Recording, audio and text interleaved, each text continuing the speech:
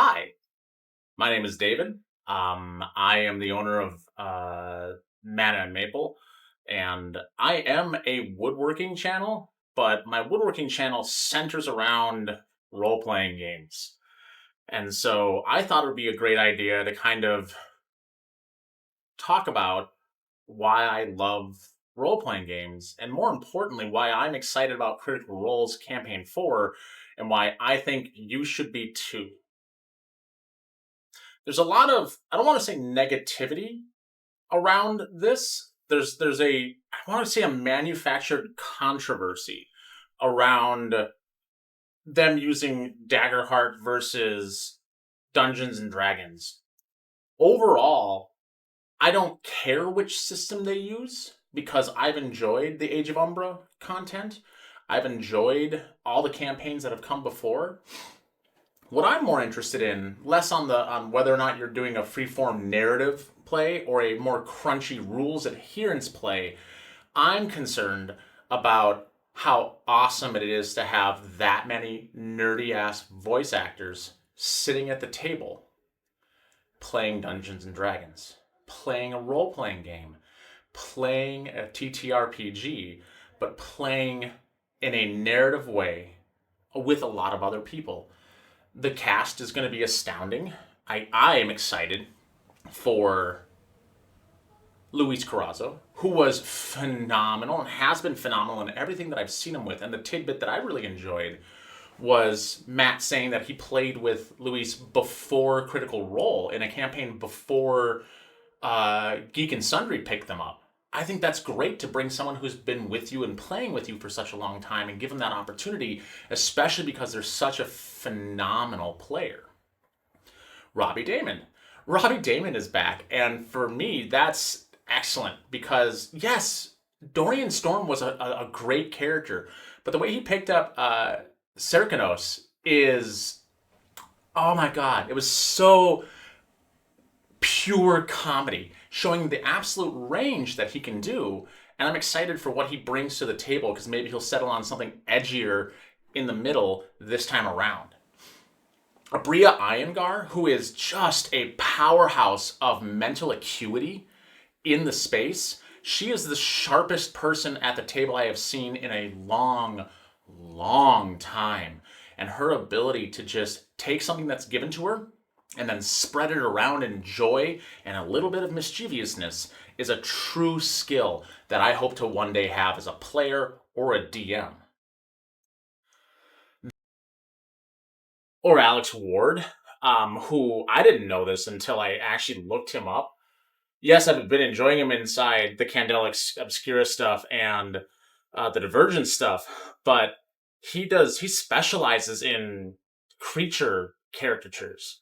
He specializes in using his body language and his posture to emphasize the things that he says. So that's why Crocus, his Dragonborn inside Brennan's last game with Critical Role, was so good, so good.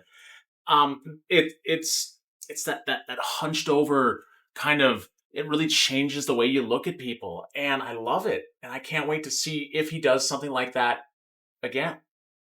Then we have Whitney Moore. I don't know a lot about Whitney Moore, but Brennan and Matt talked very supportively about her, about the things that she does, the way that she role plays. I didn't watch the Avowed one shot. Maybe I should go back and see it just to see how she incorporates her personality and her little idiosyncratic quirks with everybody else at the table. Overall, and then having Matt at the table, having the forever DM be a long form character, I wonder if he's going to make another dwarf because he seems to really like those. And there's nothing wrong with that, but I think that'd be really interesting to have him play another dwarf, like a dwarf cleric who's grappling with how he has lost connection to a god he didn't necessarily look up to, who was still there for him when he needed someone to reinforce his faith. Oh, that's going to be exciting. Plus, all the original characters when they originally hinted at this and they said that we'll have some new and returning faces, the sum of that some new and returning faces really struck me as, uh-oh, are we losing people at the table to gain new ones? And we're not. I I'm so happy because between Travis and Taliesin, Liam, who is just this method actor of a role player, the insanity that Sam brings to the table and the way that he pushes the buttons of the GM specifically, and Laura Bailey, who is a wild card, and Ashley Johnson, who has these nuanced, beautiful, really thought out, really well thought out backstory characters. The idea that she makes Pinterest boards and boards overall and color boards for her characters. I cannot wait to see how she interacts with everything else that's being added to the table. I'm excited because Brennan Lee Mulligan just really knocked my socks off with his GMing both at Dimension 20 and the things that he's done for Dimension 20, his stuff with Critical Role through the Divergence series and Calamity. I'm excited to see where he goes in that space. And I know his narrative is going to be phenomenal, and his voice acting reminds me a lot of the way that I voice act, which is, not as good as Matt, but I mean, who is as good as Matt? Matt is someone to look up to in the voice acting, like the pure spectrum that he can achieve with that voice is something I want to have with myself and my voice acting ability one day. But today is not that day, so we're not really worried about that. There's a lot of focus on the words that they're using, like Wes March's style. And no, they're not doing a Wes March's style campaign in its truest sense, because they will be flipping between 3 different tables. But none of that really matters. That's all the dressing on top of the content. That's the window dressing of this place. And yes, that matters to a lot of people, but it matters more what you sell in the shop. And for me, the content that they're going to put out is the more exciting thing about this. Is it cool that they're doing it this way? Yes. Does it break my enjoyment of them? No. And I think that we should be moving on and getting ready and getting hyped and getting interested again in the teasers that are coming out across Instagram and across, I'm assuming TikTok. I'm not on TikTok. And on YouTube, these little teasers that they have about what character I'm playing. I will eat that up. That is popcorn in my mouth. That is great things. I can't wait. And if you can't wait, I'd love for you to be able to drop a comment. Let me know what you're most excited about for this, the interactions that you want to see in this, the things that you want to have happen in this. I want to focus on lore about a world that is bereft of gods and a clear severance from gods, and how they ended up there and where they go from there. I think that is going to be amazing. And I would like to just kind of document my ride through this upcoming campaign.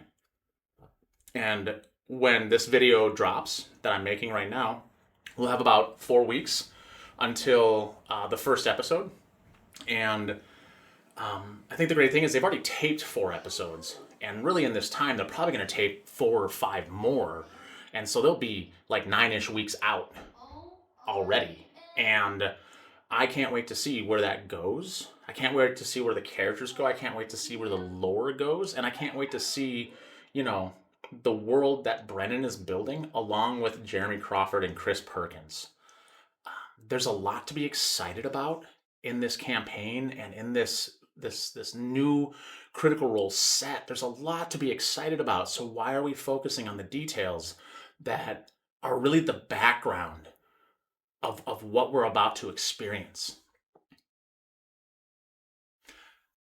That's been a little bit of a rant. My name is David. I am so excited for this, and I hope you are too. So drop a comment. Let me know how you're feeling. I think I've said that already, but I lost track, and that's okay. So I'll see you guys again, and never stop creating for the systems that you love, and never stop creating for the games you really enjoy playing.